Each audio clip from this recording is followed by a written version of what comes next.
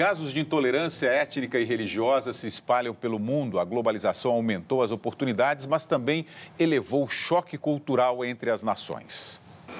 Há 12 anos, John deixou a Bolívia com a família em busca de uma vida melhor. Ficou um ano na Argentina, mas não gostou. Por causa do racismo, né? Eles não têm nenhum da Bolívia, não gostam deles, né? John está há 10 anos no Brasil, mas este outro boliviano diz que aqui no país também há problemas. Nas escolas estão tendo preconceito que falam que os bolivianos trabalham, ganham, não é assim. Esse filho de coreanos diz que enfrenta muitos preconceitos. Esses negócios, né? Japonês, sei lá, giraia, jaspe, essas coisas. Essas histórias de intolerância se repetem em todo o mundo. E se por um lado a globalização trouxe novas oportunidades para a população mundial, por outro, ela ajudou a trazer à tona o choque cultural entre os povos. Ao final da Guerra Fria, quer dizer, quando a União Soviética sai derrotada e os Estados Unidos sai vitorioso, houve um refluxo, vamos dizer, tanto a União Soviética, hoje a Rússia, recuou na sua atuação internacional, quanto os próprios Estados Unidos. E isso possibilita, então, que potências locais ou políticas locais acabam gerando conflitos, muitos conflitos, aliás, né, que nós observamos no mundo, sem que essas duas grandes potências interfiram. E é por isso que a gente vê hoje muito mais conflitos do que nós víamos no passado. Choque cultural, econômico e religioso que às vezes provoca ações violentas. No começo do mês, extremistas islâmicos assassinaram 12 pessoas na França por causa de caricaturas do profeta Maomé publicadas na revista Charlie Hebdo.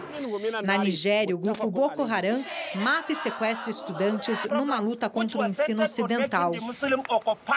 No Brasil, não há reações tão extremas, mas ainda falta muito para uma convivência harmoniosa. As pessoas não deixam muito claro, porém eu acho que existe. Podemos diminuir os conflitos, atenuar os conflitos, criar uma consciência multicultural e multicivilizacional, mas sempre tenderá a haver algum tipo de conflito.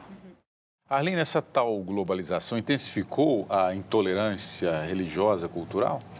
Veja, isso pode muito bem ser plausível pelo seguinte: a gente não pode entender globalização como um processo harmonioso. Pelo contrário, há interesses por trás de processos de chamada globalização e esses contatos não têm sido feitos de maneira desinteressada, não é? Então, dentro de um projeto de poder, o que acontece é que você tem choques que vão ser choques políticos, que aparecem muitas vezes como culturais. O que eu estou dizendo é que muitos dos choques que a gente pensa que são culturais têm por trás deles interesses de dominação, interesses políticos, interesses econômicos.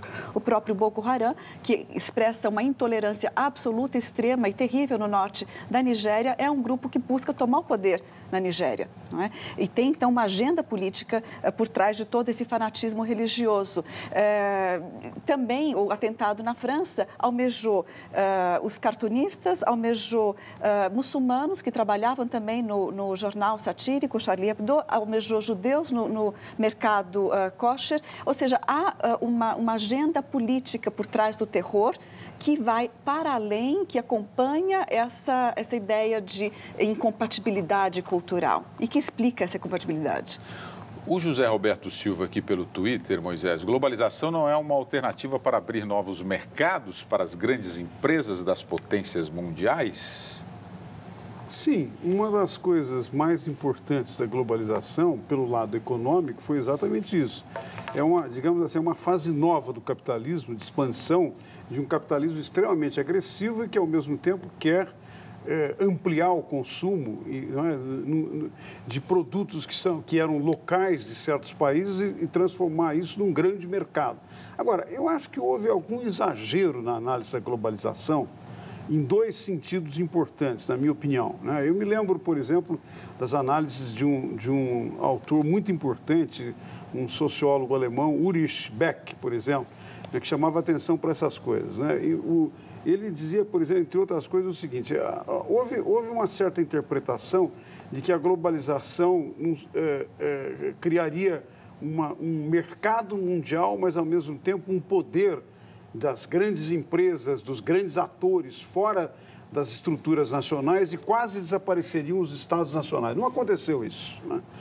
Eu acho que no plano cultural também houve essa ideia de uma globalização cultural, de uma cultura globalizada, que, num certo sentido, diminuiria as diferenças, não é? Tenderia a criar comportamentos, tendências mais ou menos homogêneas. Não aconteceu isso.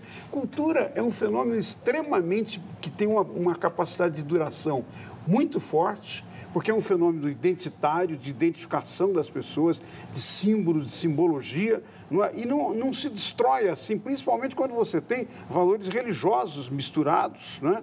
Que são muito importantes, políticos, ideológicos. Tudo isso, num certo sentido, são vetores, na minha opinião, do que nós entendemos por cultura. E isso não se transforma assim tão fácil. Então, a globalização, apesar da expansão do mercado, de uma nova fase do capitalismo, não conseguiu, eu penso, não é, destruir essas identidades locais.